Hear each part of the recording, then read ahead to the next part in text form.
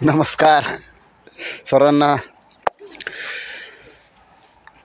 आता तुम्ही परत विचार करत असाल आता आला परत हा डोकं खायला काहीतरी. असू द्या, परंतु डोकं खाल्लं तर त्याचा फायदा होतो. आता नेमका हा घेऊन काय येतो आहे, पहिली गोष्ट जे मी व्हिडिओ टाकतो आहे ते माझ्या आयुष्यातील जे घडणारे प्रसंग आहेत आणि ज्या प्रसंगाला मी सामोरं झालेलो आहे त्या प्रसंगांची एक माहिती, त्यातून कसं बाहेर पडायचं, त्याच्यातून आपल्याला काय फायदा झाला, तोटा झाला तर तो कसा दुरुस्त करायचा, फायदा झाला तर त्याच्यापासून आपण त्याचा उपयोग कसा करून घ्यायचा, हे मी ह्या व्हिडिओच्या माध्यमातून सांगतो आहे. आता तुम्ही म्हणत असाल हा सकाळी उठतो आहे, व्हिडिओ काढायला जातो आहे आणि आम्हाला टाकतो आहे ऐकवण्यासाठी, तुम्हालाच ऐकवण्यासाठी टाकतो आहे. त्याचं कारण असं आहे का जे प्रसंग मी सांगितलं घडलेत माझ्या आयुष्यात ते कुणाच्या आयुष्यात घडू नये, किंवा जर आलाच तो प्रसंग तर त्याला सामोरं कसं जायचं हे मी थोडे माझे अनुभव सांगतो तुम्हाला.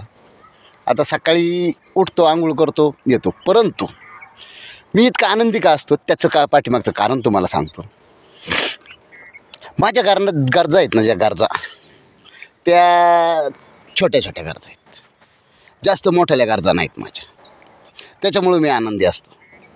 दोन गोष्टी मी लय विचारपूर्वक वापरतो, एक माझी वेळ आणि पैसा.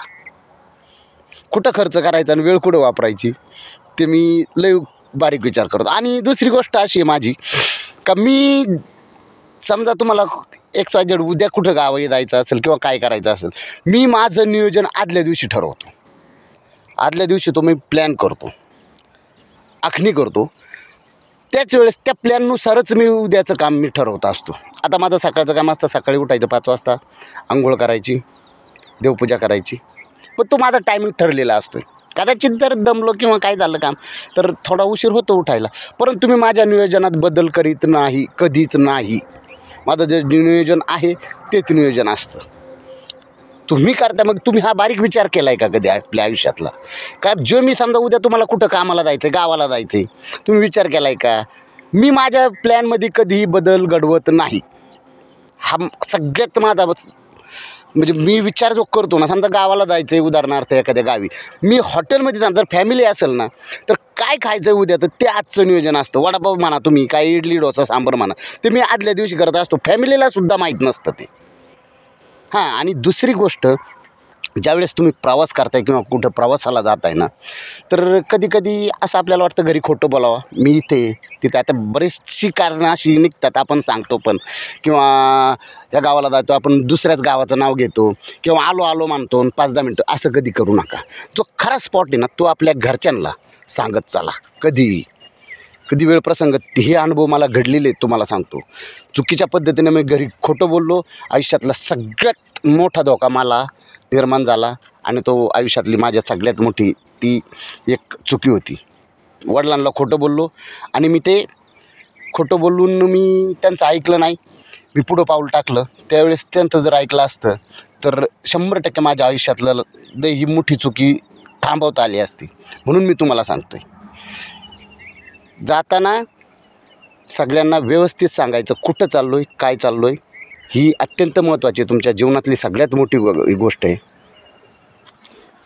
जे आपण काम करणार आहे ना त्या कामामध्ये एकतर नियोजन आदल्या दिवशी आखा तुम्ही व्यवस्थित तुमचं त्याच्यामुळं काय होतं तुम्हाला सांगतो, आपल्या जीवनामध्ये आपण सक्सेस होण्याचं ही 2च लई अतिमहत्त्वाची कारणं असतात.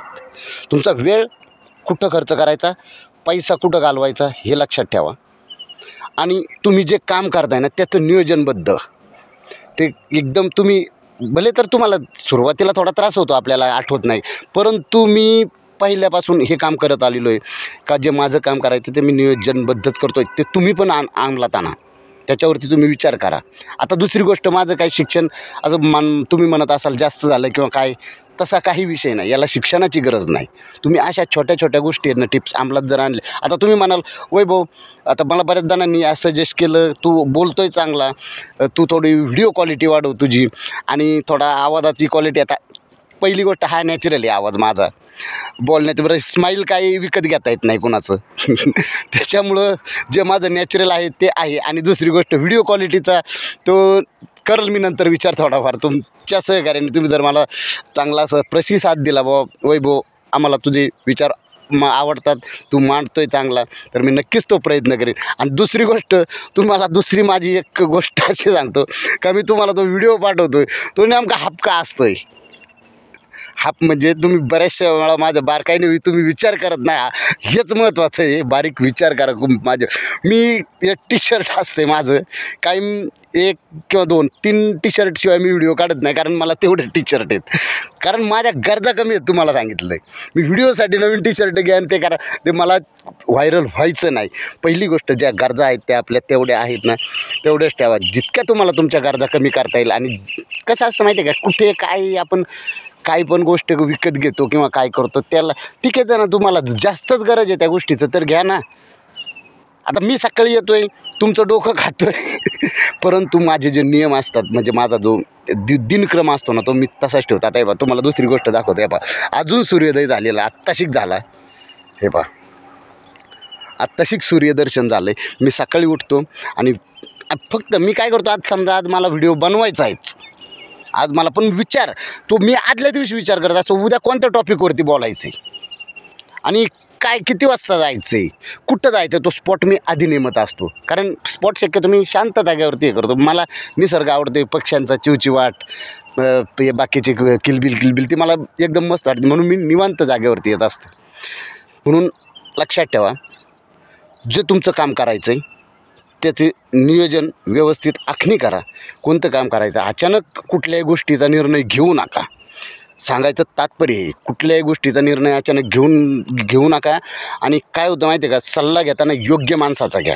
कुठलंही काम करताना माणसं व्हायबल करतात आपल्याला, म्हणजे कदाचित त्यांनाही माहीत नसतं याला कोणता हे सजेस्ट करावा किंवा याला काय सांगावं कुठल्या चाललं. त्याच्यामुळं मार्गदर्शन घेताना योग्य माणसाचं मार्गदर्शन, तुम्हाला वाटतं ना योग्य आहे, ठीक आहे, तुम्ही थोडा विचार करा त्या गोष्टीवरती.